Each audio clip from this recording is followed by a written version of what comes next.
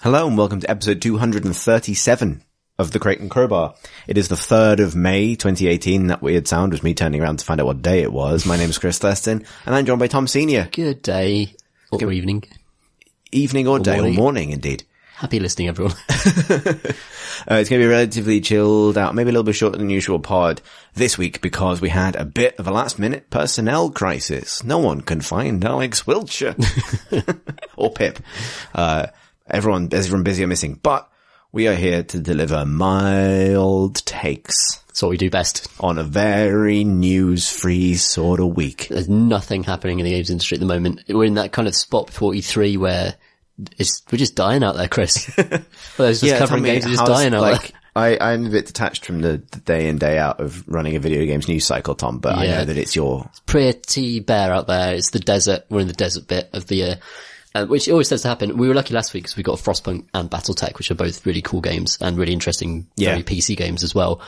Which is great because it's something to talk about. But my God, need water, need sustenance. In a way, we actually kind of blew it by talking about both of them in one episode. I suppose so. We could have spaced them out a little bit. Yeah, exactly. But yeah, so there has, however, been one, splash of musky cowboy water. What am I talking about? All over the sweet smell of beard oil, face and neck of the games industry. The sweet tangy sweat of a Wild West fella getting beaten up by other Wild West fellas also with beards. What we're trying to say in our own roundabout meandering way is that there was another trailer for Red Dead Redemption 2, which is about as close to big news as we get this week, I think. Yeah, third one, and it's still not confirmed for PC, but I'd be insane if it didn't come out for PC, right? Be mad if it didn't come out for PC. Given how big GTA Online was. Almost every game Rockstar have made, apart from Red Dead 1. Yeah. And Rockstar Table Tennis. And maybe some other. Arguably their two best games. Exactly, right? So maybe, I don't know what they've got against the PC in this regard, but yeah, I mean, I would be amazed if it didn't come to PC. And especially, you're right, the online component is one of the most exciting things about Red Dead 2 for me, after playing GTA Online. Yeah. GTA Online has, like a bunch of kind of technical problems that I've run into. Like, as a group, PC Gaming, we've done loads of kind of diaries and we've done all the heists as far as we could. And it's super, super fun, except for the dropouts and the fact that the sort of infrastructure of the thing feels like it isn't quite designed to handle, the experience it's trying to create. And you have to remember how old GTA 5 is now. Like, the PC version came out years ago, but the actual original GTA Online was released years before that as well. It's almost 5 years old now, right? Might move more. Yeah. And considering what it can do online, like for a 5-year-old game, it's actually very impressive. But we're looking at Red Dead 2 now, and if that can be like a stable online infrastructure with a similar sort of co-op experience in a multiplayer open world, that could be incredible. That could be the best thing. Yeah. It could be so good. If it doesn't have a Cowboy Royale mode, I will genuinely do some sort of forfeit. I think they'd be insane for it not to have 100%. Yeah, like Cowboy Fortnite. Something. So if we look out over the world of video games at the moment, and we don't know everything's coming out because E3 hasn't happened yet, but rumours for the new Battlefield is that it's going to be set in World War II and it's going to have a Battle Royale mode. The rumours for Call of Duty. How does that work in World War II? In Call of Duty Black Ops 4, which is rumoured to be coming out this year, also rumoured to have a Battle Royale mode in it. Everyone's basically shitting themselves to make it a Battle Royale version of their game as quickly as possible, because it is the new hotness. And I bring it on. I'm quite happy about this, because I don't love Fortnite very much, and I don't love PUBG, but one of those games will get me. One of those games will do PUBG really got good me. versions. I like PUBG. Yeah, I mean, I quite enjoyed it, but I just want to see more people trying it out and trying different versions of it, you know? Yeah, this is off topic, but I replayed the beginning of Modern Warfare 1 this week. I like most of the things I've been playing for work, but it kind of struck me like it's really fascinating to return to that game because it's so vastly influential, and it basically totally derailed the shooter by putting the shooter on rails right. for years, like a substantial amount of time. For sure. And yet its limitations are so pronounced now, and obviously that just comes from being data's very technically impressive for its time, but it's such a kind of, it feels like a funny thing now to have completely overridden the industry, like with how sort of, just how oppressively linear shooters became for like this kind of mad sprint. And it feels like the end of that, like from that sort of like all edges sanded off Michael Bay experience to we have to put hardcore time consuming survival like open world survival in our modes. game, or we're doomed is just some sort of That's kind of epochal crazy, shift in expectation. Yeah, that's really, really cool. I think that I do love Modern Warfare 4, Call of Duty 4, Modern Warfare 1. Goodness me. Everton 0. You're right, it's an incredibly restrictive form of design, but I think there are some incredibly well-paced missions in that campaign that still stand up. So I think like All Giddied Up is still a great tense, roller coaster type of level design. And we'll touch back on this when I start to talk about Tomb Raider in a bit, which also, like, the bit I played was very linear and actually picks up all the wrong lessons. And it takes quite a lot of skill to pace a linear mission like that well. And there is a certain skill to that. And I think Modern Warfare 1 is one of the better executions of that. And it perhaps wasn't really bested by anything else that came after it, which is why it felt like such a dirge. Not in that space. Like, I think you see it with Infinity Ward, like with, I almost said Infinity War there, but that's a different thing. Yeah. With like Titanfall, right? Like Titanfall 2, they've been one of the best campaigns because it mixes just enough freedom in with that kind of linearity. Yeah. But yeah, it's startling to return to the days of, and we joke about it now, but the days of like such a profound illusion of freedom that I don't think games could get away with now. Like, I feel the same thing actually returning to Uncharted, which might also have an influence on our Tomb Raider chat as well. Yeah. Like, there's this thing of like, wow, this is such a spectacle, and it came so close to delivering a quote unquote cinematic experience. But it's the game where you run and someone else opens a door for you, and then you run and then someone else has opened a door for you.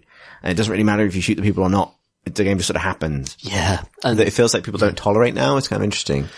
Yeah. People sort of do love it though. Like, it shows very well. That's the thing. Like, that type of level shows very well at conferences. It shows very well in trailers. It lets you do kind of, it lets you show Lara doing really cool stuff and, you know, falling off things in dramatic ways, in a way that, imagine making a trailer out of a battle royale mode or turning that to a cell. I almost feel like it's healthy for the industry as a whole that I don't know if this is totally true, but it feels to me like E3 is losing some of its relevance as the biggest games in the world start to come from more and more unexpected quarters. Yeah. Right. Nice. Nobody expected the Battle Royale bolt-on mode to Epic's weird zombie survival building game to have 45 million players. No. Nobody expected that. No. And similarly, no one expected like a dude who makes armor mods to go join a Korean developer and then come out with the second biggest game in the world, right? Sure. Like, and that stuff never has, you know, I always remember this from last year when, PUBG was announced for Xbox at E3 and it looked like the shonkiest, dodgiest game there in a show full of really slick E3 friendly. Yeah. Traditional AAA games that look increasingly out of touch. Yeah.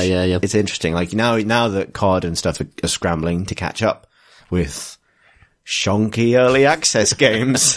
Such a weird world. But I think it's awesome. Like, these phenomenons always come from the PC. Like, yeah, from Minecraft through to the Battle Royale stuff. Like, it happens time and time again, because word of mouth on the PC can spread so quickly. So it's like the infrastructure for that type of word of mouth reaction doesn't exist on the consoles. Yeah. So it's people just hanging out in forums and chatting about what they're playing and, you know, going online with their friends and talking about this cool new thing on PC. That's what seems to set off, like, make a Battle Royale suddenly happen or Minecraft suddenly happen.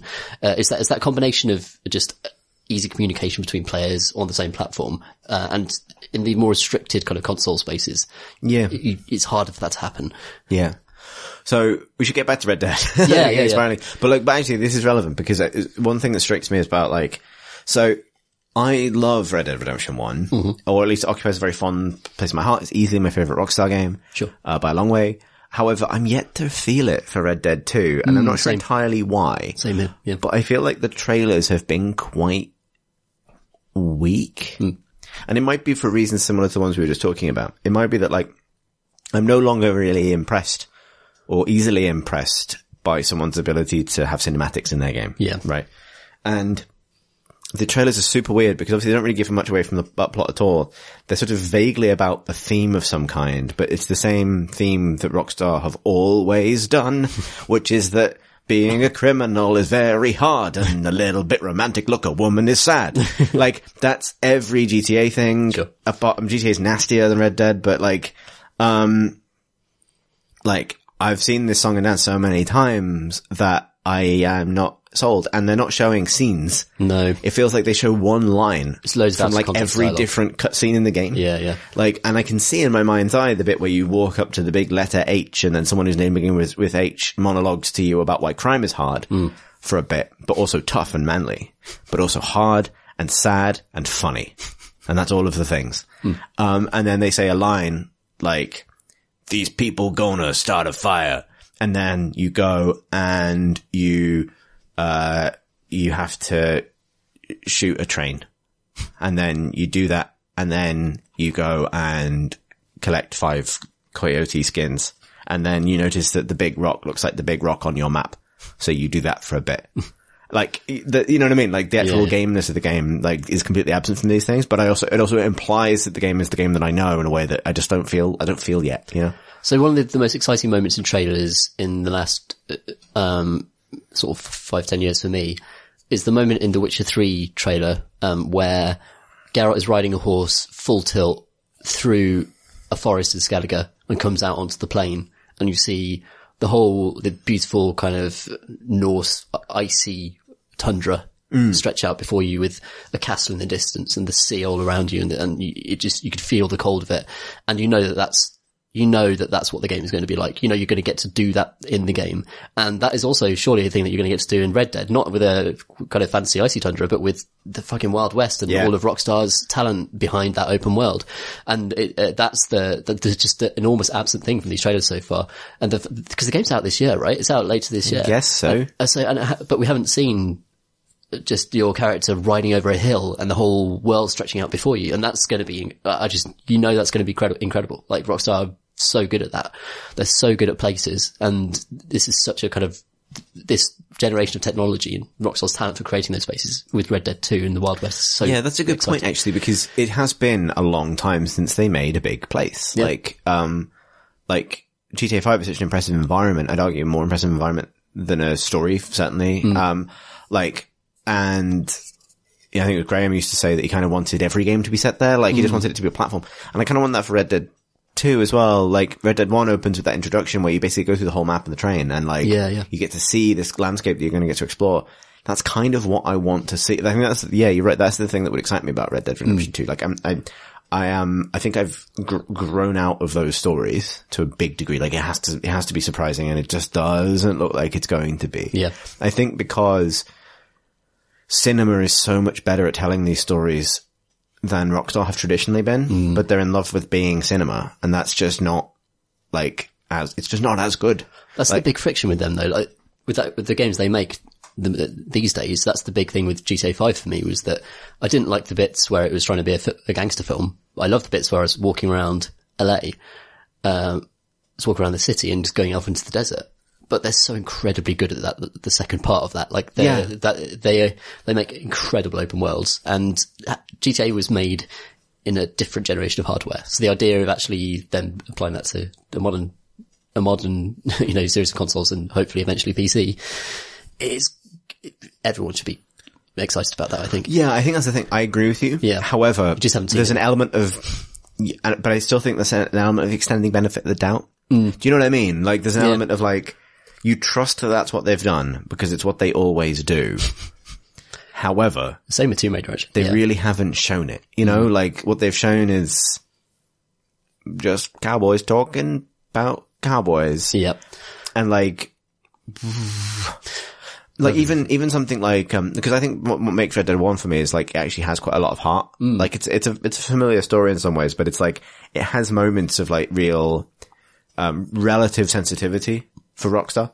Like, its use of music is much subtler. Yeah. Like, it has gentler character moments. It has gentler kind of non-combat related moments. I guess maybe I can understand why you'd leave that stuff out of the trailers. But I want that sense of it. Like, I want that sense of the understanding that that was what was good about Red Dead. Cause I think maybe my fear for it is, it feels so much like a retread. Like, the trailer kind of establishes that it's set in 1899. It's the dying days of the Old West. The last kind of cowboys are kind of bandits are kind of being edged out by the expansion of, the American nation into these formerly uncharted and unregulated wildernesses. That's exactly what Red Dead 1 was about. Yeah. Red Dead 1 ends in 1912. Like, there's nothing, like, new about that. And that's what worries me, I think. That, like, I really want to see that they have a different story to tell with that setting. Or that they don't, but they just want to create a beautiful place and let you run around it in multiplayer, which is fine. Actually, I will play that in Battle Royale mode. That's maybe a good way of receiving what they're best at. Yeah. Yeah. One of the great moments in Red Dead 1 is, crossing the border into Mexico as Jose Gonzalez plays. And it's, it's actually a direct sort of translation of what Rockstar do incredibly well from the GTA franchise into this Wild West setting. They're just incredibly good at nailing pop culture moments and sort of merging different bits of pop culture into a moment, basically. And the idea you take like a modern musician and then impose it on, a very kind of staid genre, the Wild West genre, and create this quite magical moment out of that. That's like Rockstar at their best. That's where they're using the budget muscle to actually get the licensing to do that. But also they're just like combining things that shouldn't be combined to create beautiful moments. This is the thing, right? Like so honest to God, I think the most consistently impressive thing about Rockstar's not storytelling, but like atmosphere creation is their ability to match a cool song to a soundtrack.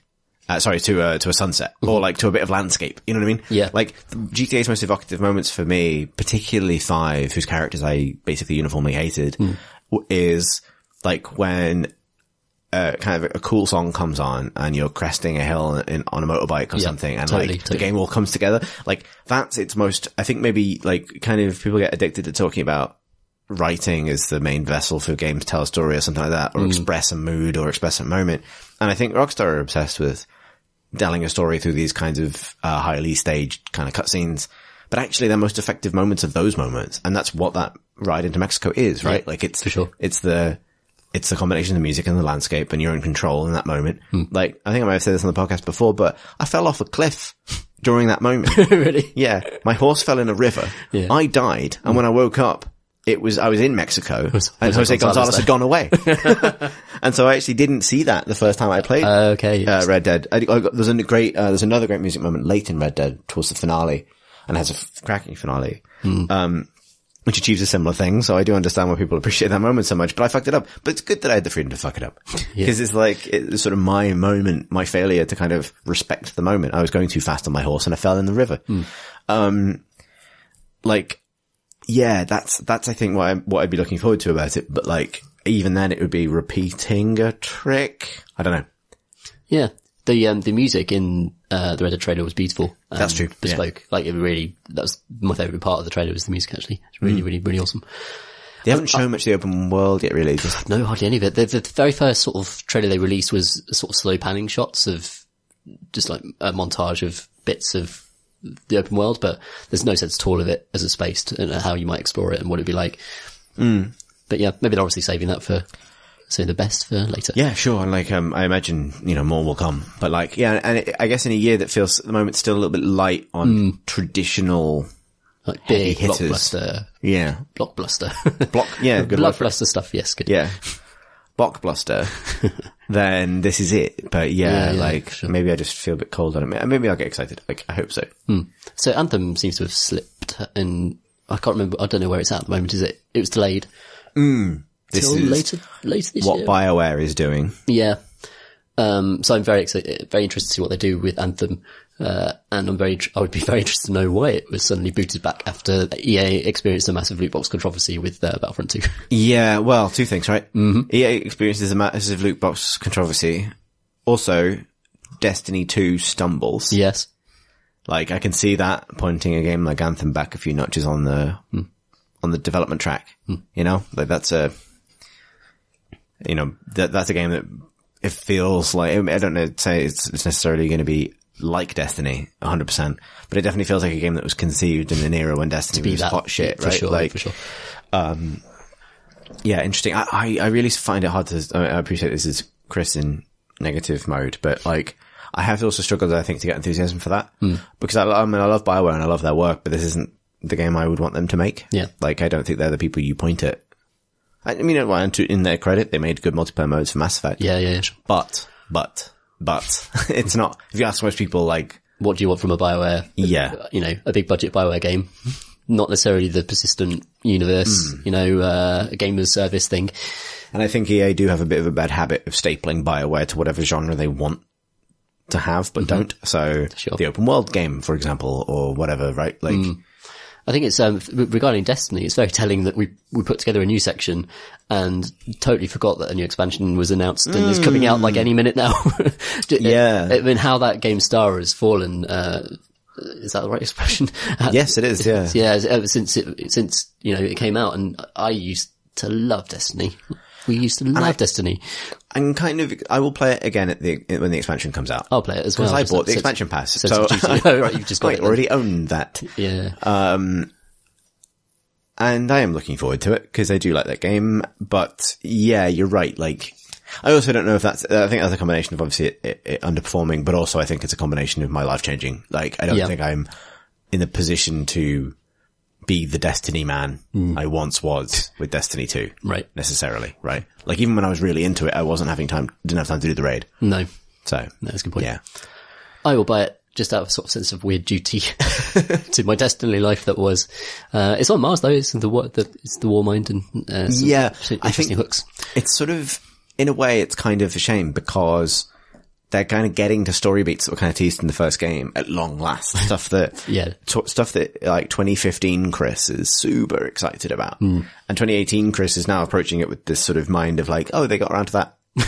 Okay. Well, I already paid for it, so I guess I'll play it. There's something about Destiny 2 and like Destiny 1 was super cryptic. Like the way it sort of delivered its lore was, you had to dig for it. Yeah. And actually like the Grimoire in some ways is dumb, but actually like gathering all the books of sorrow and stuff like that and actually sort of a bit of a barrier between simply being told what the story is actually created for me an extra kind of degree of intrigue that Destiny 2 has lacked. Yeah, yes. I think that's a really interesting problem from like a narrative design point of view. Yeah. Because the Books of Sorrow and Destiny 1 are legit one of the best bits of sci-fi world building in any medium. It is really good. Like for a couple of years. Like they're incredible. Yeah. They're so good. Why are they in that game? And I love that game. Yeah. But why this? Like, how did you write this great bit of like transcendental, like sort of crazy stream of consciousness, sci-fi, like almost like allegory, like almost like some sort of like old English poem, as world building thing? Like, how does that exist in this game to support a big dungeon, like full of worms? Like, why is that? I am glad it does exist. Like, and Destiny 2 was great because it like initially and that love for it and that happy 60, 70 hours that both of us spent with it was so much like, oh wow, they brought this stuff to the surface. They made a story that was about this stuff. They moved the story forward, which is the thing Destiny 1 never did. Yeah. Destiny 1 just always added stuff to the status quo without actually moving any part of the status quo forward. Yeah. And like, it was so good. And then everyone stopped. And I think it was partly a reason some of the mystery went away. Like, they started to answer some of the mysteries. They started to bring characters who were just sort of alluded to into the story. And they're all basically the same. Yeah. And like, when they're all reputation vendors and it's like, and if you respect my mystery enough, you can have my hat. You just sort of like so Osiris became like a legendary figure. Yeah. Because the Trials of Osiris in the first game was this elite PvP challenge. And, there was a kind of cult for Osiris attached to it. And from loads of weapon descriptions, you get a sense of this warrior that's sort of lost in time in the Vex network, this network of sentient machines that is kind of spread across the solar system. And he's in there somewhere. Is he one of them? Has he been assimilated? Yeah. Is he that skeleton on Mercury in the first game? Exactly. Things I've literally written in lore articles, PC Game. Yeah. And he's this really kind of, almost like a mythic figure in that universe. And then you meet him and he's like, I'll have 5 tokens, please. Hello. Give you a hat. But it's like, it's also like, it's also the fact that like, huge success in the first game was like, what people really liked connecting to the NPCs a little bit more. Yeah. And they like it more the more that NPCs like Nathan Fillion. Like, they start off getting Nathan Fillion to play a character. Just let him be Nathan Fillion. People will like that. Until the point of like almost every character from the lore is coming back as some form of Nathan Fillion. Like, your old man Nathan Fillion. You got your feisty cowboy Nathan Fillion. You got that character they added in Rise of Iron for the first game who's literally exactly Nathan Fillion's character, except Nathan Fillion was probably contractually unavailable. Yes. So they just added like a lesser, like MMO mobs. Like, you know, you've been attacked by like one lesser Fillion and like a dire Fillion. Like and that's what happens when and this is almost like a counterintuitive thing. That's what happens when you actually put the story in the game rather than in an attached book told on the back of trading cards, which we didn't think it at the time, but that's a better system. That's so mad. Yeah, exactly. I think it's super interesting how, like, for me, Destiny 2 just did loads of the right things for me. Like, they made the game better for me, more exciting. The loot drip feed was much better. It's much quicker and more rewarding for the time I did play it. But then it basically changed from being this frustrating ongoing experience to being a very satisfying normal length game experience. And somehow that's bad now. Yeah, exactly. Somehow that's bad for the game. It went from being this thing that only people who really were willing to forgive everything it was doing wrong really loved, to being something that everybody could like and therefore no one still plays. Yeah. Like, that's still mad to me, but... And he's kind of left with the community on Reddit that just seems furious all the time about everything, which also was true of Destiny 1 in fairness, but just even, you know, yeah, God, that whole thing is just a fascinating kind of, it's a fascinating mess of expectations, because I have a lot of sympathy for that development team, because I think they have always done the brave and right thing, which I think a lot of developers do, in all sorts of mediums. That I think is necessary. Like, I have huge respect for anyone in a creative field who has something popular and then reinvents it because they think it can be better. Yeah. That doesn't kind of get locked into the panda cycle, which sounds a lot more fun than it is. Like, the sort of, I think this is has been traditionally a tremendous problem with, sort of business-led AAA game design, where there's a hugely imitative aspect. Like, this has worked for another company. We need one of them, please do that. But also, being afraid to upset your core audience in order to make something better. Like, Call of Duty's always had a relationship with this, where it progresses in fits and starts. Like, back, you know, it really looks backwards at the same time as it's moving forwards, despite the fact that, you know, when it did decide to make a big brave decision and change in Modern Warfare, it revolutionized its genre, right? For better or worse. Like, I have a huge respect for, like, how Bungie handled Destiny 1, where it was constantly reinventing itself and constantly trying, and the reason it had to constantly reinvent itself because it had huge problems. And then Destiny 2, which was this comprehensive act, and very intelligent and self-critical or autocritical act of, like, game design, where it's like, how do we make the game that people loved and make more people love it, which is a very laudable thing to want to do. And sort of have it fail is almost a bit sad. It's like, well, it is sad. I have a lot of sympathy for... I think Destiny in particular has expectation problems. Like, when Destiny was first announced and the big sort of rollout was that this is going to be the decade-long game. It's going to be the thing that you're going to live with, and your character's going to grow into an amazing hero that's going to continue.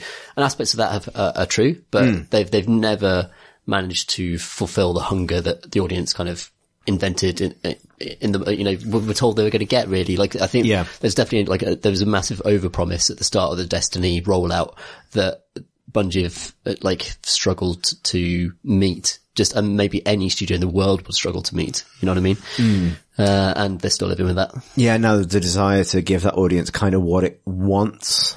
Like, now I feel like they're sort of, I mean, and the plan for this year of expansions for Destiny 2 would have been set in stone quite a long time ago.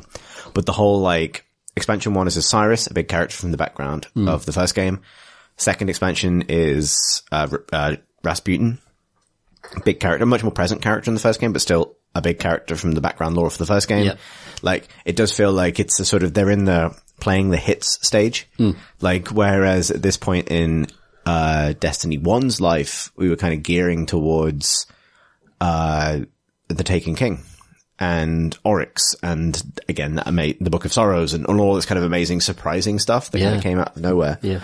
Like, you know, there is, you know, the new baddie in Warmind, the new expansion is a Hive God, like Oryx was. But again, we kind of done that. Yeah. Like, that sense of it, I think maybe that's the thing, like, apart from the big golden face that showed up in its bizarre, show me what you got raid boss moment, it has lacked surprises, I think. And that's a tough sequel problem. I think that's a big, difficult second album issue. Yeah, the main campaign for Destiny 2 did massive things, has massive implications for the ongoing plot, but it feels like that's not really going to be capitalized on until Destiny 3. Catch you at Expansion 2, Destiny 3. Yeah, exactly. Yeah. And, you know, that teased new forces in the universe, you know, and not to give away any specifics, but you kind of just know from the release patterns that you're just not going to see that for years. Like, and they occasionally get it right, like the new Trials, which ends with you going to a place with another giant face in it, where there's just a big horse. Right. It's just a big space horse in a big pool of water at the bottom of space. You go in a wormhole, you climb a big tower, you beat a lot of people at PvP, you see a big face, and there's a horse as well. And there's a horse there. Interesting. Like, I want to know what that is about. Show me a horse and I'm back into the cryptic Destiny. Exactly. Like, lore world, the lore space. I would rather have that and then fucking cut to Destiny 3 Expansion 2, where that horse is played by Nathan Fillion and is giving you missions. And you're giving him tokens, he's giving you hats. Exactly, yeah. Thank you, lore horse. Thank you for the hats. What were we talking about? I don't know, that was quite a tangent, wasn't it? But we managed to Red Dead Redemption 2. We got from Red Dead to Destiny via Tomb Raider and some other things. But you've actually played New Tomb Raider. I have played New Tomb Raider. I've played about 45 minutes of it, and it was a fairly contextless demo. What's it called, the new one? Shadow of the Tomb Raider. So she's risen now. She's risen and now casting a shadow. Yes. What was the first one called? She's called Tomb Raider, wasn't it? So she's a Tomb Raider there. Now she's risen. Rise of the Shadow. Now it's Shadow of the Tomb Raider. Yeah. And so the deal with the third game in this reboot kind of trilogy is, what if tomb raiding, but you've tomb raided a tomb too far. A tomb too far. And you've... Too much of a good thing. Too much of a good thing. The inevitable strap in a piece of game thing I wrote was like Tomb Fast, Tomb Furious. That's pretty good. This feels like a section that's very, very close to the start of the game. And all of the reboots open with an extremely linear and, for me, like, bad, kind of opening hour where they send you down some tight corridors and Lara sort of almost falls off things. And, you know. So I didn't play Rise of the Tomb Raider. But I assumed that by the end of that game she'd stopped falling off stuff all the fucking time. Yeah, so they sort of toned that down a little bit, but the intro is still like really linear and it's really bad.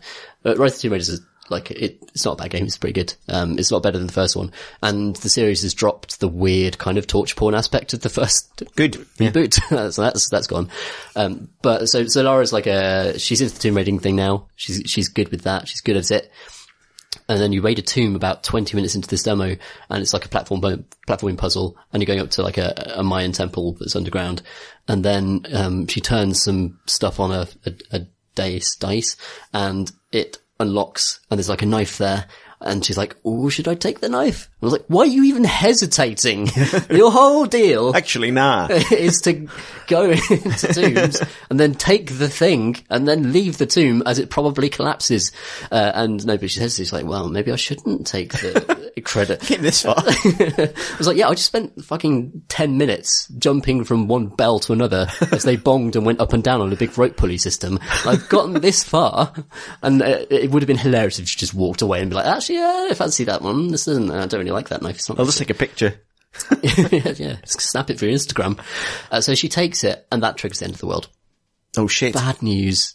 That knife was stopping the end of the world from happening. But so she takes the knife, and there's like a big rumbling. The temple. The world collapses. Everything except the temple collapses. She runs out, and and then she has a chat with one of the bad guys who's like the head of Trinity, which is an ongoing kind of villainous organization that Lara comes up against throughout the games. And he says, "What you've done here, Lara, is you've triggered the end of the universe. We wanted that dagger because we wanted to combine the dagger with a box that would let us change reality. What you've done is you've taken the knife and doomed us all." And that's the plot of Shadow of the Tomb Raider. So it's like, fix this now. Go into the jungle and fix it. But is the answer more tomb raiding? Definitely is more tomb raiding. and it seems to be like the sort of... I suppose the answer isn't just, I'll put it back then. That's not going to work, no. Oh shit. No, she loses the dagger. Trinity takes the dagger. She loses it. She gives it, I think Trinity take it. And, Okay. This is very early stuff. This is very much like the first sort of hour of the whole setup thing. Okay. So they want to use it on the box and do a thing. And yeah, so, moments after this conversation, the town she's in floods and also catches fire simultaneously, which is how, elemental forces work in video games. Like, you can't just have fire, you also have to have floods at the same time, and it also has to sort of be raining, but everything is also on fire as well. Like, that's sort of how video game apocalypses work. And then there's a really, really bad platforming sequence, which is like total trial and error, just, press buttons to jump from floating bits of scenery onto other floating bits of scenery. And then occasionally there'll be a bit where she stumbles and nearly falls, but then you're back in control and then you press jump again and it's fine. And it's really like poorly signposted in terms of where you're supposed to go, and it insta kills you for going in slightly the wrong direction at the wrong time. It's like, it's all the worst things that you could put into one of these linear jumping sequences. Just, it's like, I'd want to show it to people of like, as an example of how not to do this type of thing. Jeez. This is the thing that like Call of Duty, for example, Modern Warfare did very well. Like, but like, to back up a sec, this was the debut of the game in front of the press, yes, right? Yeah, it's the first showing of it. It's the first showing of it. And there's no way that's what the rest of the game's like, because the other two Tomb Raider games are, they have those moments. They're like just little sequences that happen. Often they start in these very linear manners. Then you go into sort of sort of sandboxy environments where you're looting stuff, you're hunting stuff, you're doing a bit of combat, and the combat's actually really satisfying and quite fun. And then you kind of craft things, and it's like a survival thing, but also an action game. And also lots of like exploration and secrets and things to uncover. But there's absolutely fucking none of that in the demo that we saw. Like, there's no sign that it was going to open up or become anything else. And you can't just assume that's going to happen, right? Yeah, exactly. For all we know, for all I know is journalists going to covering it. That's what the game's like. And they can say, oh, you become one with the jungle and you're going to become the Tomb Raider that you were born to be. I think that's one of the lines. But that was like the first game, wasn't it? Yeah, and it's still becoming the Tomb Raider you were born to. Which particular Tomb Raider is that? That's the one that is raiding so many tombs she triggered the apocalypse. You have to raid tombs so hard that the world ends, and then you become the Tomb Raider. That's how Tomb Raiders work. I love how all the kind of lingo around it. Yeah. It's like tomb raiding is actually like a profession that you can apply for. It's called archaeology, and there are rules. There are rules. Don't steal the apocalypse knife. As tempting as it may be. It's like, yeah. This is, I think, the thing, right? This is maybe to link it back to, oh God, I'm having such a grumbly evening. Like, so to link it back to the Red Dead thing, like, it's the problem with sequels that are just the same story again. Because I didn't play Rise of the Tomb Raider, but I was immediately put off by the fact that it was called Rise of the Tomb Raider. Yeah. Because I wasn't a huge fan of the first reboot, but like, to the extent that it has a kind of consistent metaphor, it's a lot about climbing up out of the shit, right? Yeah. And eventually it ends with Lara, minor spoilers, on a kind of mountaintop, having triumphed, having discovered that she loves holding 2 guns. That's right, yeah. That's a big character beat at the end. She's like, what? A second gun? I don't mind if I do. I think that, if I recall, there was like an NDA way back when that said you weren't allowed to mention. Yeah, no, that was the review NDA. I reviewed it, and I reviewed Tomb Raider 1, the reboot, for PCG, and yes, that was that was one of the stipulations in in getting advanced access to the final game was that we couldn't say that Lara does at one point figure out how to use 2 guns. Guess how many guns she has in Shadow of the Tomb Raider? Half of one. She has 1. Okay, yeah. She doesn't have 2 guns. Also known as a bow. Yeah, man, it's like, you could have called the first game Rise of the Tomb Raider. Very easily. You probably could have even called it Shadow of the Tomb Raider. Yeah. Or whatever this one's called. Fall of the Tomb Raider? Shadow of the Tomb Raider. Shadow of the Tomb Raider. It's sort of a fall though. Yeah, indeed. Yeah, exactly. Well, they're all Fall of the Tomb Raider. Yes, that's true. Fall off, fell off a log of the Tomb Raider. I find it very frustrating. I'd like them to find, I don't know, maybe again, you've played it, I haven't, and again, it's like the first part of the game, but, like, can you make a game called Tomb Raider, where tomb raiding is secretly real bad? Real bad idea.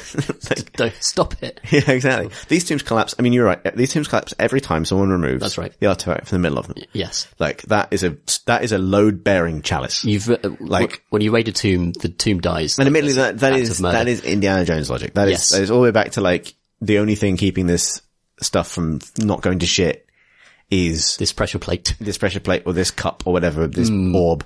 And that is, I understand the pressure to escalate, and I quite like the idea that like this was a load-bearing dagger, and the thing it was holding up was the universe. That's like you rolled snake eyes on that like that critical, that critical fail on that one. Yes, yeah, like that's sure.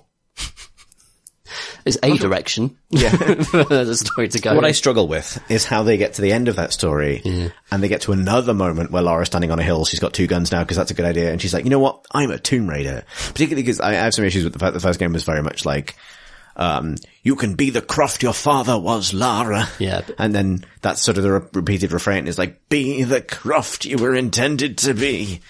Be the Croft you used to be before we rebooted you and it was sad. I don't think this game's going to get to that point. I don't think we're going to get to the point where you're riding speedboats around Venice, jumping over buildings, the canals, which Tomb Raider 2 did. Do you think that the only logical endpoint for this series, and it could be really interesting, is she's like, actually, this is a fucking shit idea. I'm going to go train as an archaeologist. I'm going to put down my bow. Yeah, exactly. I'm not going to murder any more people with a climbing pick.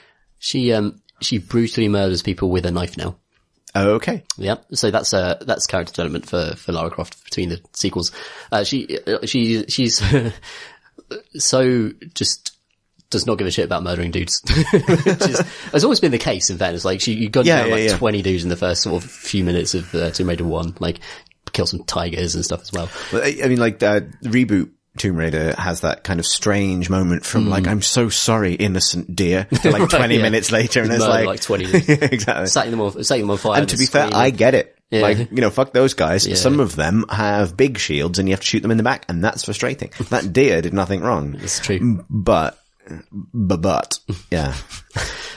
There's a bit in this, in the Shadow of the Tomb Raider towards the start of the demo, and you're at a party, and there's basically like, you just look around and you look past all the kind of, it's very pretty. It's very like, it's a beautiful game. Yeah. These games, like all the games have been gorgeous, really.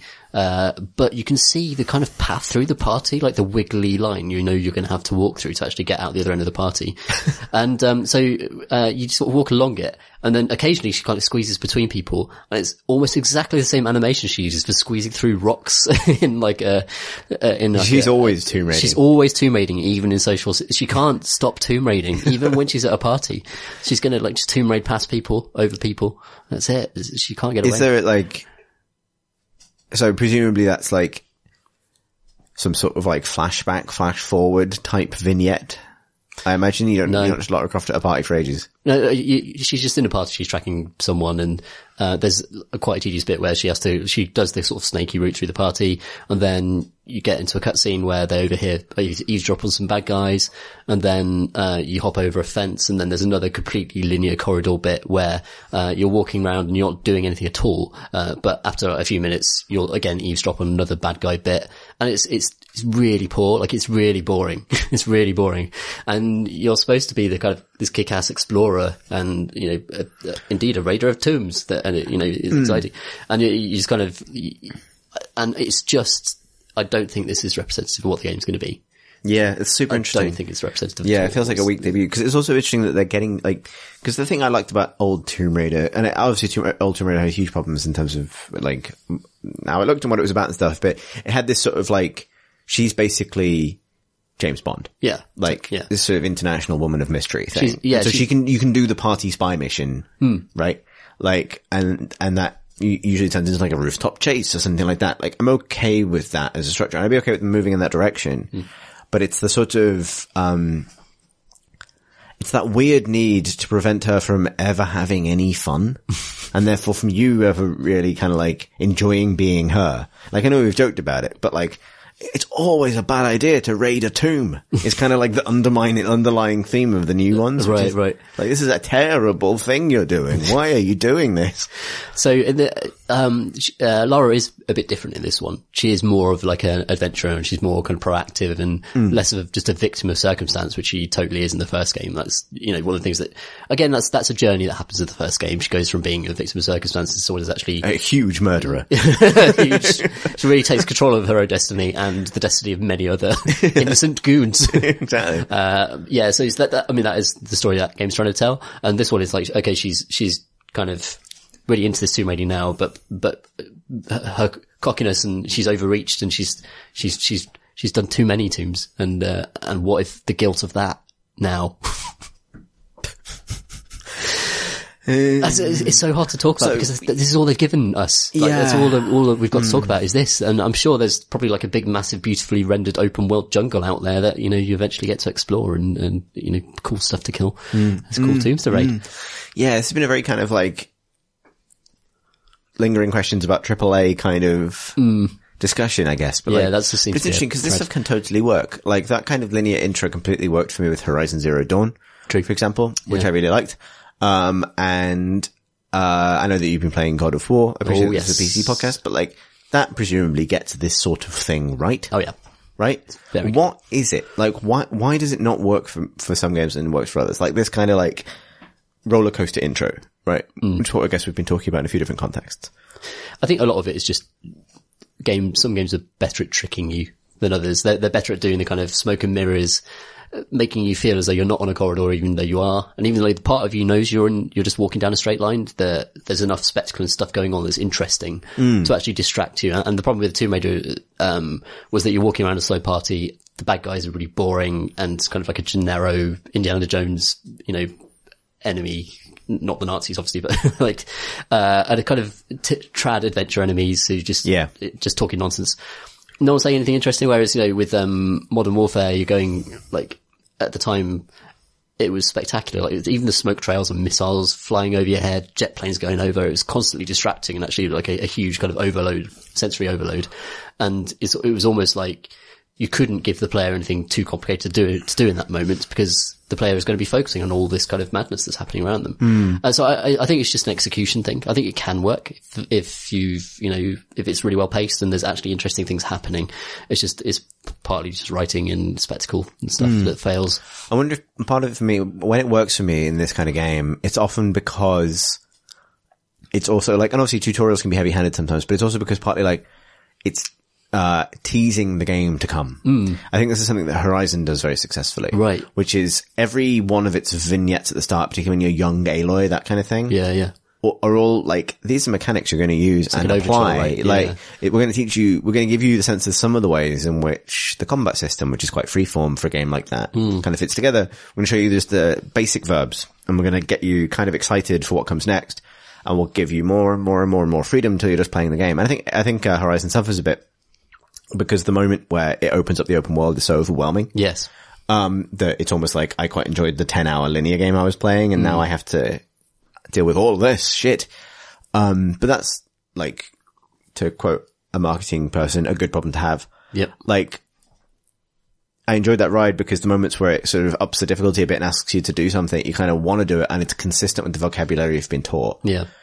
I feel like, I haven't played God of War. I'd like to. Like, my issue with, Tomb Raider reboot, was that it has some of that spectacle. Like there's a lot going on. There's like, but none of the things it's really teaching you are actually going to be that applicable. Like it almost pretends to be a survival game for like this very E3 friendly 15 minutes. And then it's a cover shooter. Yeah. And it's an alright cover shooter. Yeah, yeah. But it's almost like, I think that's when I feel, because I don't want this to simply be moaning. Like I want to sort of try and identify like what is it about these kinds of experiences that can be so unsatisfactory. And I think for me, it's when the spectacle is exposed to be simply spectacle, not to be in service of sort of using linearity to teach me how this game is going to work.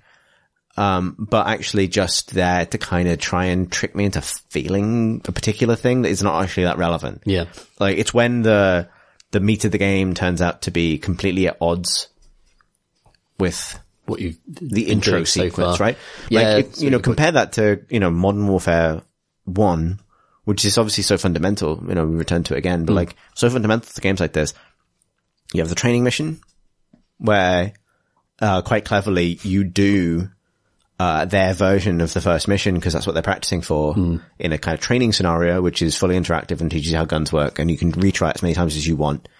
And it's quite, for a game famous, and I've just already talked about it in this way for imposing this kind of aggressive linearity on action game design. It's actually quite, free with its mechanics at the start. It lets you kind of practice them as much as you want until you feel that you're quite good at throwing flashbangs through doors and things. Kind of somewhat betraying the fact that subsequently you'll never get to open a door by yourself ever again. But it does start with that. And then it starts with a combat mission. Yeah. Where again, heavily linear in some ways, but you do your shooting yourself, you learn how the guns work, you play. You play the game that it's going to be for the rest of the game. Yeah, it gives you new toys as well. It gives you the homing, tank buster missiles that, again, is that the first mission where you're... It's the ship is the first mission. Oh, okay, yeah. Yeah, of course. Yeah, that's a good mission. It is a good mission. And then you get it's at that point that you get its, opening credits, and it's kind of, showy linear thing, which is when you're the kind of, kidnapped president being driven by car to your execution. Which is, a showcase in look how many little Half-Life style scripted sequences we can pack into one car journey. That man's hiding in a bin. Some jets went past. Wow. But it doesn't open with that. And I think that's the crucial thing. It opens with, here's the game. And I wonder if that's because it was, among first of its kind. And that's kind of it opens with an assumption that you must show the game. And then you get to do the flashy cinematic stuff. And that feels like that assumption is somewhat not quite, it's a good assumption actually. And it should be sort of entertained more. Also, Call of Duty has incredibly strong fundamentals when it comes to actually firing guns and stuff like that. Yeah. So when you actually do get to do that, it feels amazing and it's just instantly fun. It just feels great. They're sort of submachine guns. They're sort of rattly, crosshair. The red dot sight MP5 experience, which is literally the first bit of Call of Duty Modern Warfare. And so sound, yeah. And that's the MP5 that launched 1,000 imitators, right? Yeah, totally. Yeah. And it's really, the fundamentals are super, super good. And this applies to God of War as well. So, not to spoil anything, but you're just wandering around a little bit and it's doing some sort of scene setting and sort of, you've got your son and there's some story it's trying to set up, but you get into a fight fairly quickly and my goodness, just the fundamentals of how it feels to hit a thing with an axe in the game, to throw an axe and record it back into your hand is just immediately incredible. And you're just I want to do this for 40 hours now. Yeah. And it feels like the game has to give you that taste or at least has to have some substance to it, some interactive substance to it. And what happened with Tomb Raider, Shadow of the Tomb Raider, was that there was lots of party bit and you go through the linear sort of storytelling bit. And then the first sort of real interaction you do is the tomb, is that tomb that she ends up stealing the Apocalypse dagger from. And it's very nice sort of platforming bit, I suppose, but it's nothing you haven't experienced in any other game. It's just jumping from one thing to another thing and then looking around and, jumping to the next bit.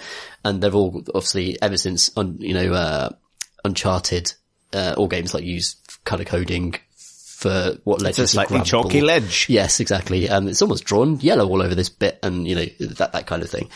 And it doesn't feel amazing. It still feels like a little bit, I think part of it was, it's a very awkward way to be introduced to a game at an event in a place in London where there is some input lag because they're using an enormous screen and you're sat 3 feet away from it. It's weird how so much money and kind of time is spent introducing people to a game in the worst possible environment and the environment that you're never going to end up playing it in as well. It looks really flashy and stuff. You could do the venue up in lots of, Tomb Raider-y things. They put Lara Croft in a rotating section of jungle they built, but what? Yeah, that was just what you see when you walk in. And then you go upstairs and it's you eventually find the bit where the hands-on's happening and you'd never play a game like that ever. It's just so strange. The whole thing was really games industry's obsession with putting people in a really dark room full of camo netting. Yes, yeah, absolutely. It's the traditional games industry event. And but still the platform didn't feel amazing. And it's there was a little bit of combat, a tiny bit of combat, but really towards the end of the demo. And it's 2 sort of sections of it. And it's exactly the same as the last 2 games. And they were fine. It's not the God of War thing of oh my god, this feels amazing, I can't wait to do this. And it's not the Call of Duty thing of this is frankly some of the most satisfying machine gun shooting, it's still amazing. The Call of Duty kind of guns are the sort of feeling of lethality you get from them and the kind of snap up and the quick kill you get from them is they're super, super good. That Infinity Ward's kind of skill in creating that. And if you don't have that, it does feel like the rest is kind of treading water. All of this sort of narrative stuff that they're trying to impose is almost trying to cover over the fact that the core of the game perhaps isn't that shiny, you know? Yeah. Oh, it's a shame.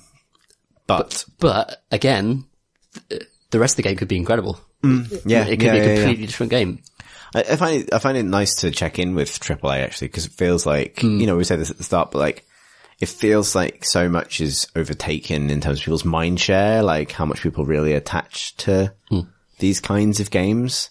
So when they are like I think Sony's in-house studios are on it, or like Sony's sort of first party stuff is on a bit of a roll. Yeah, for sure. To be honest, like it is still possible to do these experiences to a really high degree of quality. But I think maybe, you know, it's been 10 years. Like I think we're at a point where increasingly high fidelity versions of Xbox 360 staple designs isn't really cutting it now. Maybe not, but people are still buying Call of Duty. Battlefield's still selling. True. But, you know, they're not the only game in town, right? Yeah, I love... And they are now chasing...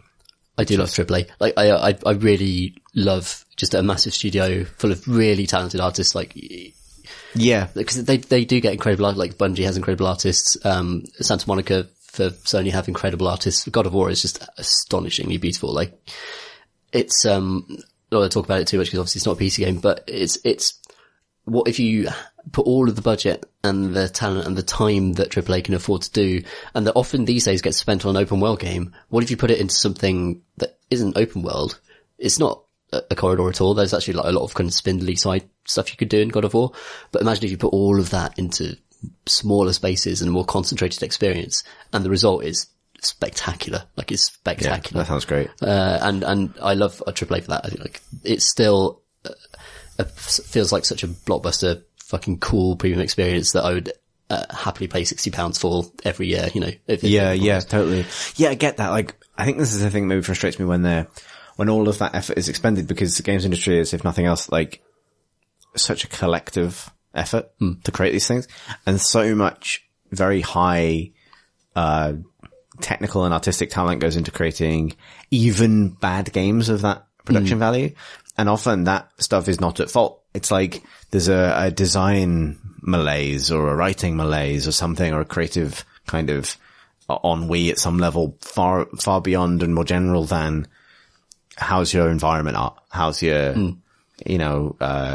concepting, that kind of thing. And obviously it has an effect on what gets made, but like you almost want to save it's a difficult thing to kind of want to praise and protect and, laud environment artists and, you know, the kind of engine developers and people who kind of make it just fucking work at all. Yeah. When experiences can be so lackluster as a consequence of decisions that happen at a much higher level. That's a kind of just a frustrating truth of the games. I suppose it's true for movies as well at the moment as well. Yeah. Like, you know, there's so much, again, technical skill that goes into ultimately lackluster kind of stuff. Yeah.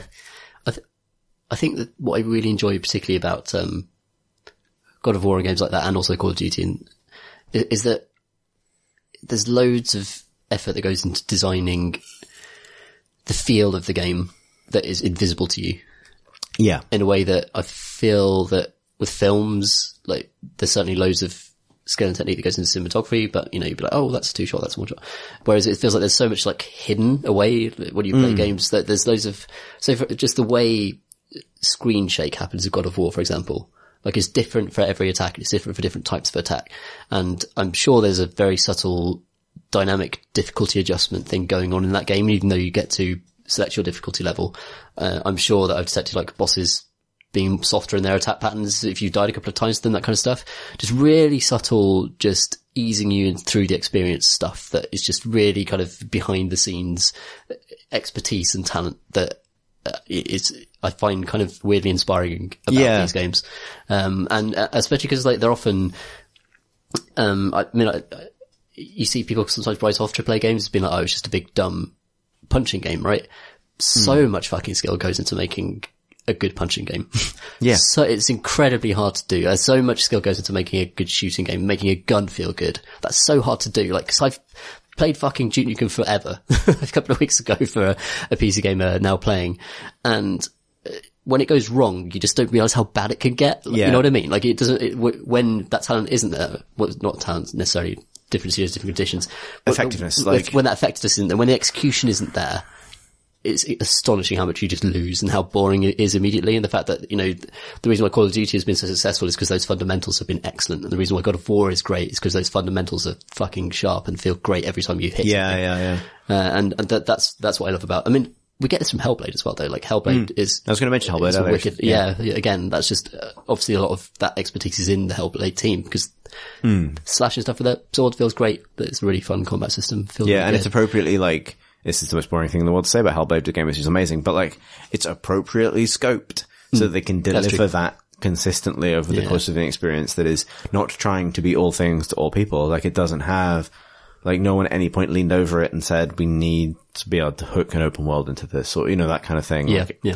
It is, I mean, I appreciate, like, on this, because we talk about PC games, we tend to not, maybe with the exception of things like Far Cry, have to wander too much into the weeds of what AAA is doing at any given time, because there's often, the most interesting design is often not happening there, but you're right that the execution is so vital, and it's so often led astray by whatever factor that the people making it can't factor in, that it's like, yeah, it's like, I'm fascinated by it, but at the same time, it's sort of only every now and then that something comes along that kind of makes me really, like, I feel like I have such guards up against getting excited about it now. Right. Like, to go back to what we were talking about right at the beginning of this episode, like, those guards are still fully up about Red Dead. Like, I really want to be shown the thing that makes me go, oh shit, Shall we do some questions from the internet? We have some questions from both internet and email. Those are two kinds. The smaller internet. Yeah, the little internet mini-net. that's delivered by a little mini postman.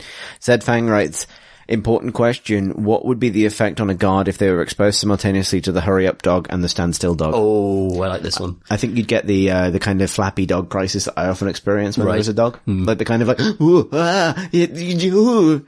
Like that's me as Jeff Goldblum. Would you remain frozen in place, though, during the freak out process? I'd be extremely animated, but I wouldn't move. But that's Does what that make I think sense? would happen. That's what I think would happen. I think you would ultimately remain still, but a small dog would attack your legs.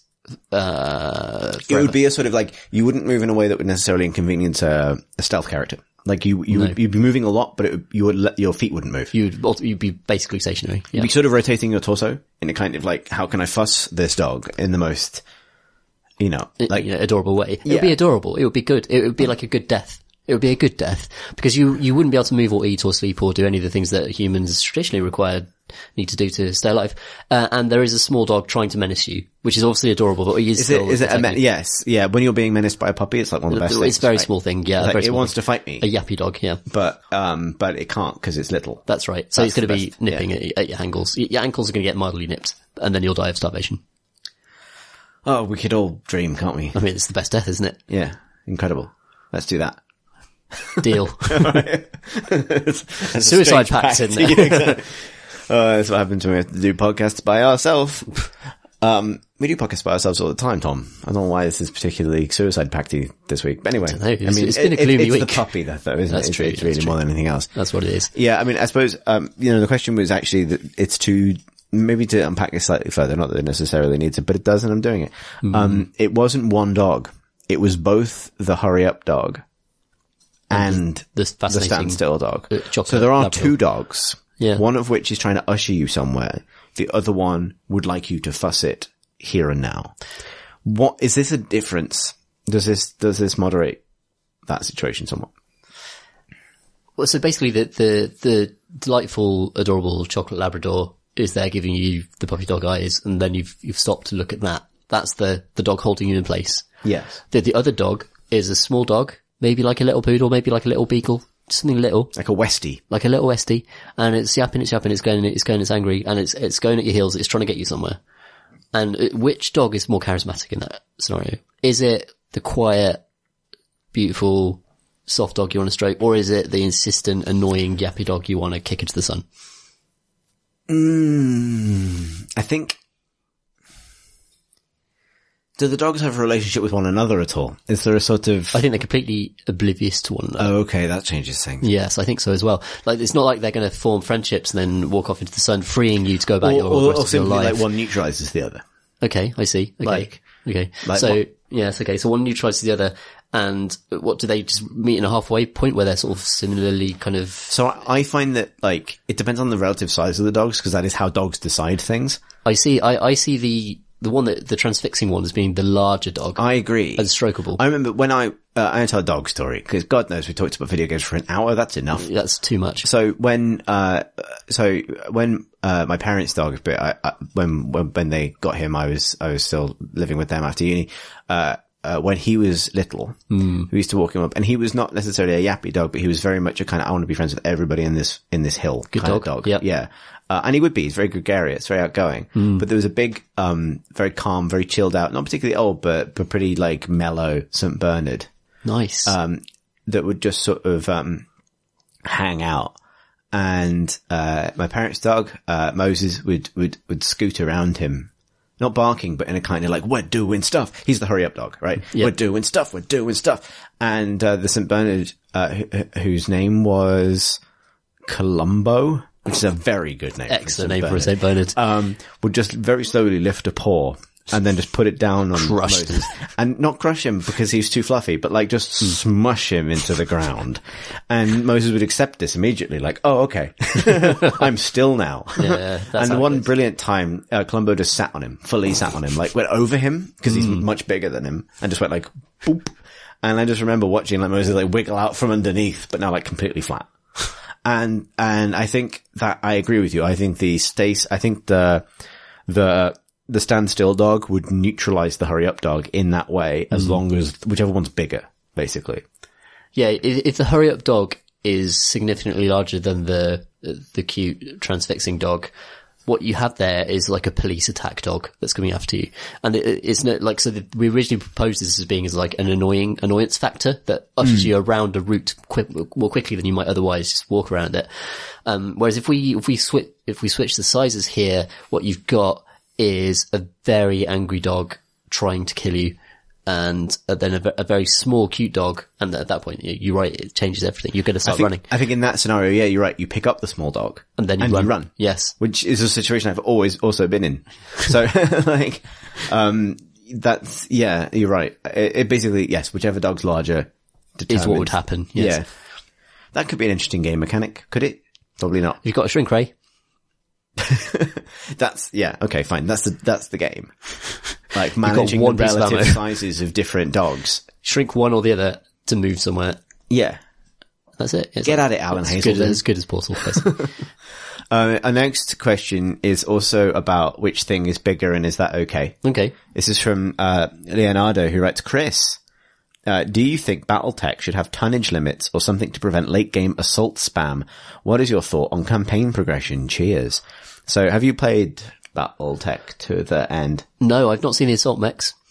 The ginormo ones. So, by the time you finish the campaign, this is not a spoiler, you'll have a handful of them, but you won't have all of them. Right. I think you probably have to play for a little while after the end of the campaign, unless you spend some time doing extracurricular activities before you have enough assault mechs that you never have to run anything other than an assault mech. Okay. But he's definitely right that when you can do that, you're probably better off doing that. And that is sort of partly an issue. They're better, like, the thing that should hold you back is that they are more expensive to repair. So you take damage, or heaven forbid, like, lose most of one. That's pricey. However, they're earning you a lot of money at the same time when things are going well. So I would agree that it's not necessarily the best balanced part of BattleTech's endgame. You do get to a point where you're pretty powerful. However, for me, that didn't kick in till at least 50 hours into the campaign. Wow. Yeah. And I was kind of happy with that. Like, that was kind of my reward. It's like, I can just drop anywhere now, and like, cause the way that when the game is set, it's set in a time when those mechs are actually really rare. And your reward for embarking on this kind of war and winning this war and, all that stuff is that you have access to these sort of like Star League era mechs that are super powerful. Right. And like taking casualties and stuff does really hurt. I do think it would be interesting to have, more missions that encourage you to make interesting decisions. I'm not sure if a tonnage limit is necessarily the thing. But there's like, so for example, towards the end of the campaign, this is not a spoiler, but, well, maybe it's a mechanical spoiler, but, there are missions that, it maybe underuses this idea where like, you're going to have to do 2 missions back to back on the same day. And because any kind of repairs takes days or weeks, right? Any damage you incur in one mission, you're either going to have to handle in the next mission or run a different lance.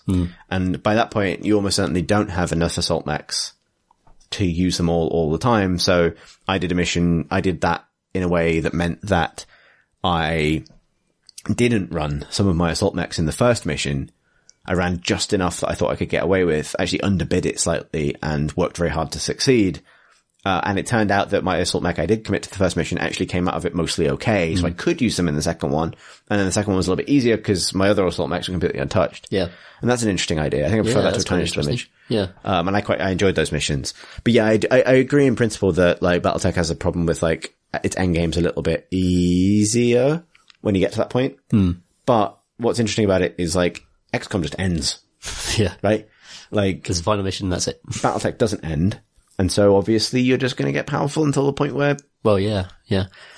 And I'd kind of rather have the freedom to play with all the cool toys and what, like, that's a good aspirational thing to have, right? A lance that's full of assault mechs that are... Yeah, and that'll take a while to do as well, because like, you know, you get a bunch of stuff over the course of the single player, but anything else you're going to have to salvage. So that means going and finding missions and doing missions to get the good mechs. So by the time you've got like a garage full of assault mechs, I feel that you've kind of beaten the game at that point. Yeah. Like you have the legendary Pokemon.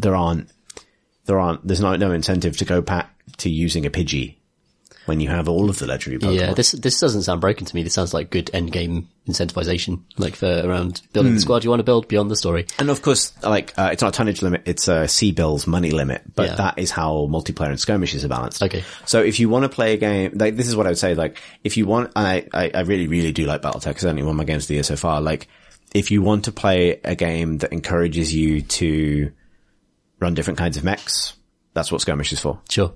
Right? Late game campaign is for stomping. Look at my 100-ton mech. Stomp. I mean, admittedly, like, it's kind of a thing where technically their weakness is that if they take serious damage, then you're in trouble. They cost lots to repair, but they kill things so quickly that they're actually less likely to take serious damage than less effective mech. So it's a bit of a kind of false trade-off. And that's maybe a bit of a weakness, but the game's done by then. Really? Yeah, and you've earned it, right? You've earned the very, very big boy. Good for you. 4 of them. Our next question. Sorry, I've got to switch over to questions from emails, not questions from internet. Our next question comes from Nathan, who writes, "Hi all. Stellaris, the very good 4X strategy game from Paradox, recently brought out a patch massively changing the core mechanics of the game, to the extent that it feels like a very different game to the pre-patch version. To people who didn't like the changes, they pointed out that you can play older versions through Steam, provided you don't want to use any future expansion packs. This has caused internet rage, of course. This is a mostly single-player game, and many fans resent having their game changed under their feet. On the other hand, Paradox have every right to do whatever they like to their own game. I'm not sure what I think. What do you think? What other arguments can you foresee as games as service explores, expands, and exploits and exterminates single-player games? Lots of love. Nathan." Paradox have a bit of a history of continually reinventing their games as they go along, right? Indeed, yeah. They do. I haven't played New Stellaris though, so I don't know what. No, I'm not familiar at all with the changes that have been made to the game, but I like the idea of rollbacks. Minecraft famously has lots of rollback. You can roll back the client loads to work with different mods and that kind of stuff. I think, like, surely the situation as it exists is ideal. Like, you can't expect the developers to develop expansions for every single potential patch version of the game. But if you're still free to use various mechanisms to roll back to the one you want to and just live in that world, then that seems fine. Yeah. Seems fine. Like, I suppose there's a thing where, like, it's not quite games as service, because games as service is you don't have that control. Like, games as service is Destiny gets updated and you don't like it anymore. We were talking about that earlier. Yeah. Like, this is not that. This is just, I don't know, for obvious reasons, if anyone understands my tabletop proclivities, I've been thinking a lot about second editions recently. And we don't really think about you know, a second edition of a tabletop game or a board game or a miniatures game tends to kick in when the design space of the first version's been exhausted. And that kind of feels like that's something that Paradox would probably do, right? Like if they can't meaningfully expand what's there, then you reinvent the base, the fundamentals. Give yourself more room. And you give yourself more room. And if you're still giving people the ability to roll back, but those new expansions are incompatible with it, then that's about as much as you can offer, I think. Yeah, I mean, I'm not sure if, from the question, it's hard to tell whether that's like an official rollback thing or it's just so people are using Steam to do it, right? So maybe there are ways of freezing a version somehow. But it sounds doable. Like, it doesn't sound like it's hassle to do it. So people who want to do that can do that. We believe this is probably fine. It's probably fine, isn't it? Yeah, and I said earlier that I respect developers who are willing to reinvent their otherwise successful game if they believe it'll make it better. So yeah, indeed. Yeah, as long as it does make it better. I mean, if they boned it, then that's a different matter. Yeah. We can't judge that. We haven't played it. No, indeed. Our next question comes from Russ, who writes, "Hi CNC. Now that Agent 47 is the new Home Secretary, what other video game characters would you like to see occupying Britain's top political jobs?" Video game characters occupying top political jobs. Interesting. Not video game characters famously pretty direct and not too good at the subterfuge and the kind of flexibility required to survive in the backstabbing world of politics. Also the kind of prevarication. Like not famous for sort of not doing stuff, but sort of and not saying stuff and just sort of maneuvering and sort shadows. of apologizing without apologizing. Very, like, what are the stealthiest? Some stealthy characters, but like socially stealthy. It's hard to really pinpoint them, really. Yeah, because normally they have like a mission or something they believe in. Yeah. Agent 47 will be good at it, I think. Yeah, well, I think he's you know, that's why. Yeah. I mean, cause like Agent 47's whole vibe is like, well, I've done it once, can I try it again? But now only using like an exploding golf ball or whatever, which is probably about as close to it. They're like, yes, Home Secretary. Yeah, I'm trying to think like, can you think of a video game character who sort of like represents absolutely nothing?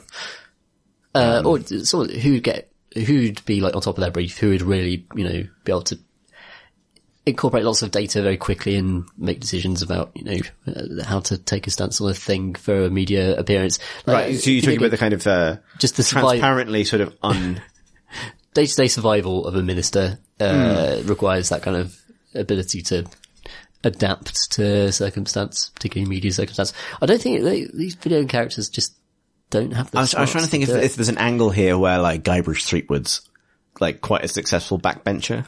Oh yeah, from a sort of insult sword fighting kind of. Yeah. Like, but again, not really like a position of power. You wouldn't necessarily think of him as a cabinet minister so much as a sort of like noisy.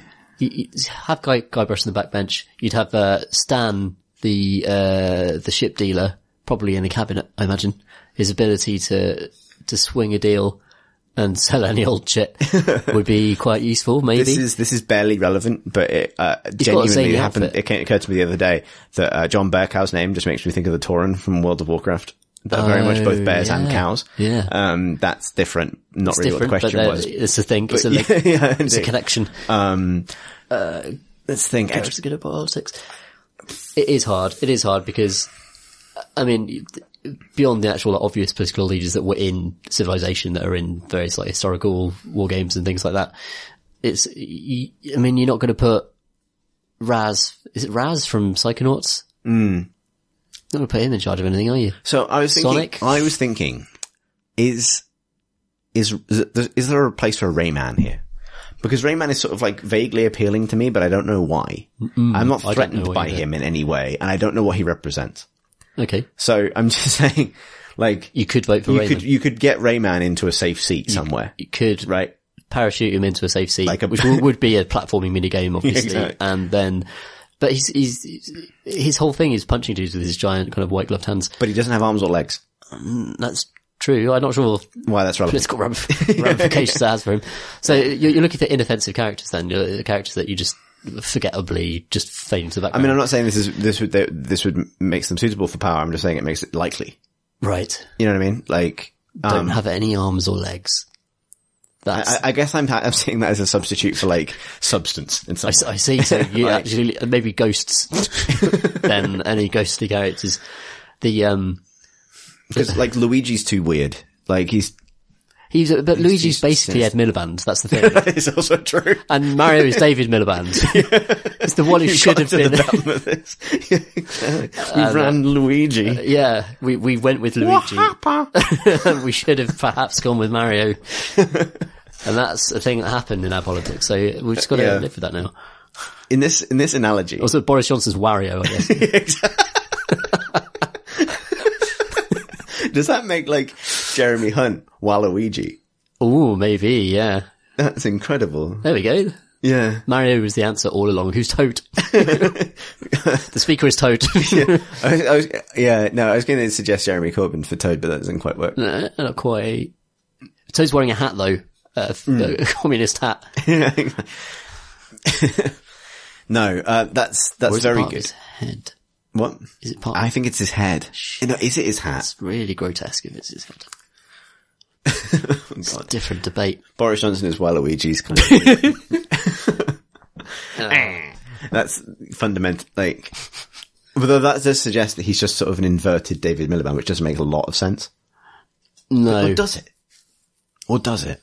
Maybe Boris Johnson's more like, Boris Johnson's Wario. Yeah, sorry, I got Waluigi. Yeah. Yeah. Yeah, I'm trying to think like who the most, like who is that anonymous but steady performing meaningless video game character? Because surely it's full of them. But presumably it's just like, notice them. They're too good. It's going to be like the lead character in Siphon Filter or something, right? Like, it's Michael Thornton from Alpha Protocol. Yes, it's him. He would be very good at it. Forgettable, but erratic. Somehow at the same time. Yes. Exactly. Michael Thornton. What would his cabinet position be? Well, it depends whether you want to go Jack Bauer, Jason Bourne, or the other one, James Bond. Yeah. Again, though, on your politics. No, I don't think he has any political position whatsoever. It's just like, but Michael Thornton wakes up every morning and thinks, how am I going to kick ass today? That's his deal. And that sounds like a really badly thought out, like, question time answer. There you go. Like, how do you sleep at night? Well, every morning I get up and think about how am I going to kick ass? And that does some minor traction on Twitter and then everyone forgets about it. You might get a clap and then, that's right, you've survived a news cycle. But that time Luigi ate a bacon sandwich, fucking hell. Just sort of photographed him at the wrong moment. Career's over. Okay, so we've, a bit of politics on the pod there. Obviously very serious consideration of the issues. But I think we've answered that one. Next, John writes, "Dear drinking from 8 a.m. Fubar." Is that an attempt to crank? I don't. There's a mystery. There's a mystery there to uncover. With Valve buying Campo Santo recently, the internet was inevitably rife with speculation that this injection of writing talent may eventually lead to a rather wordy rejuvenation of the Half-Life series. If you could choose a studio to make Half-Life 3, which would it be, and what would the end result look like? For me, I'd give Konami a new lease of Half-Life to jiggle rhythmically in a poorly lit VR urban metropolis where the risks of meeting my demise on the end of an improvised trap warred with the risks of encountering a head crab in Dance Dance Raven Home Illusion. Oof. All the best. Aggro. From Critcast, the mostly weekly Team Fortress 2 podcast. Sweet. They've done almost 460 episodes. And they're still too afraid of community backlash to quit. What was the question? It was, studio you would give Half-Life 3 to. Oh. And what would it be like? It doesn't have to be serious because we were just talking about Luigi. I don't know. I mean, Titanfall, Respawn. I'd want them to do Half-Life 3 really. Yeah. I would give it to the people whose name I've forgotten who made Stories Untold. Oh, yes. A sort of immersive sci-fi experiential adventure horror game.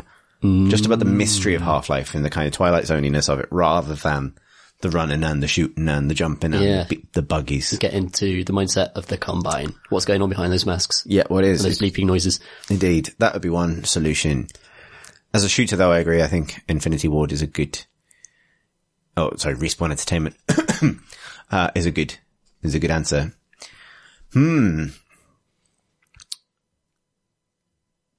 Yeah. Or Ninja Theory. Yeah? Yeah. The crowbar combat's going to be sick in that game. Just kicking the shit out of a box. I always forget that's why we called this podcast what we did. Yes. Like a Half-Life pub. Yeah. Which was literally the idea. Yeah. The idea sort of ended there. There's no more to that idea. It's just that. We never built on it. No. Sounds a bit like a pub.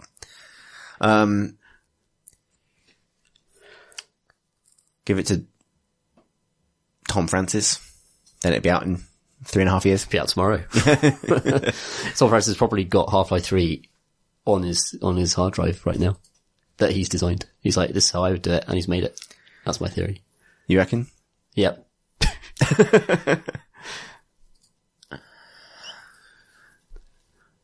Next question comes from David, who writes, Dear Gin and Tonic, what is the best video game pub? Ooh, auspicious. Somewhere you want to hang out and converse with an interesting NPC rather than just walk in, get a quest and leave. Bonus question. Which game has the most satisfying drunk effects? Cheers. P.S. Alcohol. The pub in Dishonored 1 is good.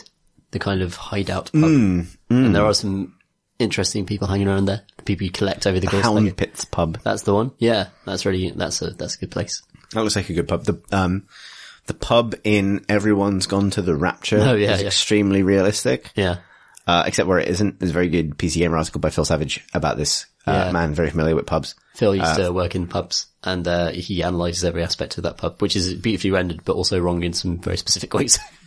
It's not necessarily a place I want to hang out, though. You're going to meet a Radio 4 drama that won't talk to you. I think you're going to go, that's the sort of place you go with your parents and a Groupon. Right. You know what I mean? It's a bit sterile. So that game's set in the 80s, so it's probably fine then. You get 20% off your roast, but ghosts might try and tell you about an apocalypse. Roasting a ghost. 20% off exactly. this Sunday. Yeah, from 2. Also, yeah, it's sort of, it's going to be one of those places where the vegetables are both bad and served in the hottest, like, tray on earth. Yeah, okay. Like, you know exactly what I mean? Vegetable's going to burn you. Yeah, a nuclear tray. I don't want that. No. Yeah, that's not one. That's not good. It's not good. There's quite a lot of good, like, I'd probably hang out in any of the Mass Effect Space Station nightclubs. They're all basically the same. Yeah. Like all nightclubs. Yeah. They all remind me of actually all of them remind me of video game press events. Yeah. Like they're slightly too loud and no one can have a conversation. Yeah. And it's a little bit stagey. Bit awkward. And it's a little bit like someone's idea about what a nightclub might be like. Yeah. And Lara Croft's there in a jungle rotating on the stage as well. Indeed. So maybe not them actually, now that I said it. But the Scum pub in Monkey Island, that's a good one. If you like pirate stereotypes and nothing else. You're getting one conversation and one drink and it's grog. In terms of most satisfying drunk effects, I do think the GTA series has traditionally done this well. Yeah, they're pretty good. With their kinematic kind of pissedness, which is what that's for, as far as I can tell. Yep. The, what's their euphoria physics? Is that the... That's what I blame it on. Yeah, they've got very good, sort of adaptive physics, but their drug animations are very good. I would agree with that. There's good, being drunk in Dragon Age Inquisition and Mass Effect Citadel. BioWare went through a brief phase of enjoying characters being drunk. It's a good one in The Witcher 2 and probably 3 as well. There's some good drunk quests there. Hidden away. Good. I think we've answered the question, Tom. Yeah, wow, we did it. Incredible. No one thought it was possible. Never done it before. Never do it again. We've done it 237 times. Apart from, actually, we didn't do it the first time, did we? Or did we? Can't remember. The questions on episode 1? I don't think there were. I think it was back in the day where Where would we have gotten questions from? I don't know. I don't know, Tom. Good. Did we ask people to write in? I don't remember. Someone will know. It's also on the website. I don't know why I'm asking this. This is all the questions we had this week, however. So we have to stop now. Yep. Oh well. If you'd like to send us a question for a future episode, you can email us at questions@crateandcrowbar.com. You can also tweet us. That's where the internet is, at Crate and Crowbar. If you'd like to, you can find this episode and other YouTube stuff on YouTube. That's at youtube.com/Crate and Crowbar. And as ever, Crate and Crowbar is supported by our Patreon, which allows us to do this podcast and little spin-offs and other things, including interviews at Rest, which people seem to enjoy. And we want to try and do some more stuff like that. Chats with developers. Cool. You find out more information about the Patreon at patreon.com/Crate and Crowbar. And if you would like to, follow either Tom or myself as individuals on, internet website, twitter.com, you can do so. Tom is at PCG Ludo, which is Ludo. and I am at C Thurston, which is CTHURSTEN. And all I have to say is, vote Wario 2018. Oh, no, don't stop voting Wario. Britain voted Vote today. Wario. And if it's still Wario, I don't know what else we can tell you. Thanks for listening, everybody. Thanks for listening. Bye.